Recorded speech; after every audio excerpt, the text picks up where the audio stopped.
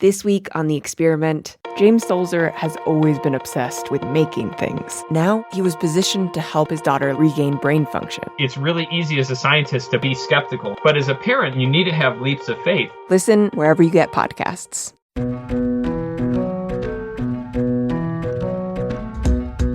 I'm Melissa Harris Perry, and this is The Takeaway.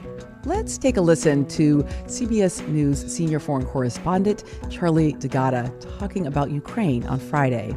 This isn't a place, with all due respect, like Iraq or Afghanistan, that has seen conflict raging for decades. This is a relatively civilized, relatively European, I have to choose those words carefully too, city where you wouldn't expect that or hope that it's going to happen. This is the kind of media coverage that prompted a recent statement by the Arab and Middle Eastern Journalists Association. In the statement, the group wrote, quote, "This type of commentary reflects the pervasive mentality in Western journalism of normalizing tragedy in parts of the world, such as the Middle East, Africa, South Asia, and Latin America. It dehumanizes and renders their experience with war as somehow normal and expected." We're joined now by Sarah Ellison, staff writer at The Washington Post. Sarah, it's great to have you here. Thank you so much for having me. So I have to say, I have been sort of feeling a similarity that I felt when the coverage of Hurricane Katrina in August of 2005, you had commentators like Wolf Blitzer saying things like, oh, this doesn't look like an American city. It looks like Mogadishu or Port-au-Prince, thinking, you're saying a lot of things there, sir. And I think I have felt similarly, wanting to sort of capture that horror of what's happening in Ukraine, but not diminish that it's also horrible when it happens to Black and brown people. Absolutely. And there's no question that the Russian invasion of Ukraine is the closest that we have come in our lifetime to a world war. And in that regard, it is very different from other conflicts, but it is not notable and shocking because one area is civilized and the other is not.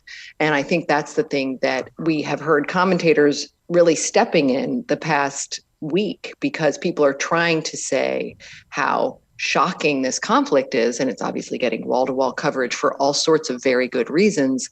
But what a lot of people are saying and a lot of communities are hearing is that this matters more because these people are civilized, they're white. One news commentator said that these are Christians. It's really bringing up a kind of casual racism, frankly, that when we were talking to experts, that came up again and again, that this is a pervasive problem in conflict coverage. And look, this is a complicated situation. And I think your point about there are geopolitical reasons why this particular conflict is different.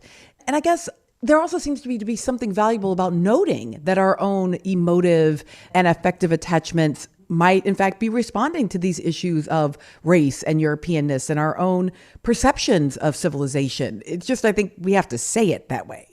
Yes. I mean, I think that what is happening is these are commentators and sometimes in cases people have been up all night and they're trying to kind of bring some context to what is happening and explain to people why it's so shocking. The way people are doing that is to say, this is, literally, we've seen pieces where politicians or journalists will say, well, they're so much like us. Mm-hmm. And that's what's so shocking, is to see refugees with blonde hair and iPhones and, all these other trappings. And when you say they're just like us, you're obviously commenting from a very particular perspective that doesn't apply when white news people are talking about Afghanistan or Iraq or Syria. And so I do think that we're sort of stepping in it unwittingly, but it's really revealing a lot about our frame. And the experts that we spoke to said that this sort of coverage resorts to old Orientalist concepts of civilization that suggest that war is a sort of natural phenomenon in places outside of Europe or America. And the Middle East in particular is the place where war takes place because of a lack of civilization rather than an unjust geopolitical power distribution or foreign intervention or some other reason. So, Sarah, let me ask this question. What difference does it make? Well, I think it's incredibly important, and our own reporting has indicated that this can have real world implications, and this kind of treatment where people are sort of dehumanized in other countries, but it found very affecting in other European countries. I mean, it mirrors something that, we have reports of Black Africans trying to get out of the Ukraine into Poland and being pushed to the back of the line, and white Ukrainians are being allowed out first. I think that at least our reporting indicates that these are the kinds of things when people hear these messages again and again, not only is it incredibly harmful for the communities in other countries that are not white and that are not favored in terms of these stories, but you see a real world mirroring of a kind of double standard.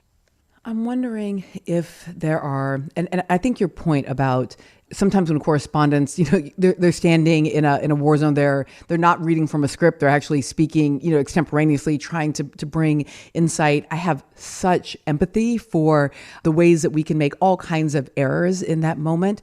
But I am wondering if there are kind of a best practices, ways of thinking about how we reduce the harm that we can do in the errors that as humans we're going to make. It's a really good point. I spoke with a media expert who talked about some of this is getting better. And by this, I mean exactly what we're talking about.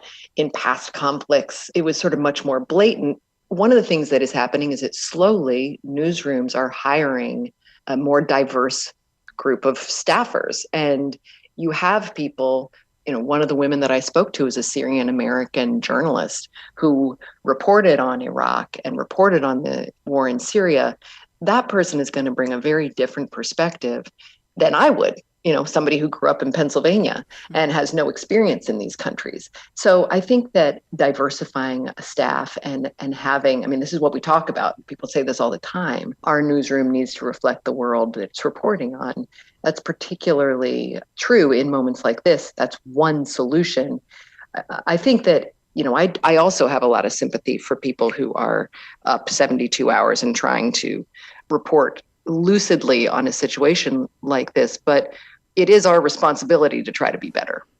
As much as indeed there has been wall-to-wall coverage in radio, on television, this is a war that's also being covered in social media in real time. Kind of your point that the people of Ukraine are connected. They're holding their iPhones, they're recording. And as compelling as that can be, I also am concerned about the ways that we may need some tools to ensure that what we're seeing, what we believe we understand about the circumstances are in fact accurate. So any advice for our listeners as they're thinking about how to navigate and understand whether what they're seeing is accurate or either mis or disinformation? That's such a big issue and problem and a whole other can of worms. I think that newsrooms now, and I know we are doing this at the Washington Post, and I know other places as well, are investing a huge amount in video verification systems and trying to make sure what we're seeing is actually real. There's another problem, though, which is what I call the fog of war reporting, which is that you have information that is coming out and no one can really verify. Even official, quote unquote, official sources are confused about what's going on. And this exhibited itself very clearly in the famous Snake Island standoff, where you had a small group of Ukrainian soldiers standing against the Russian army that was demanding that they lay down their arms. And they famously told the Russians to go F themselves and were reported as all having perished. President Zelensky told us that. And it turns out days later, we find that not only are they alive, but they eventually did have to surrender and are now being held by the Russians. That's information that no one knew at the outset, and we were relying on official reports. And I would say that for viewers, taking things with a grain of salt is the first step, but also know to not fall for the viral moment. Sarah Ellison is staff writer at The Washington Post. Sarah, thanks for joining us. Thank you so much for having me.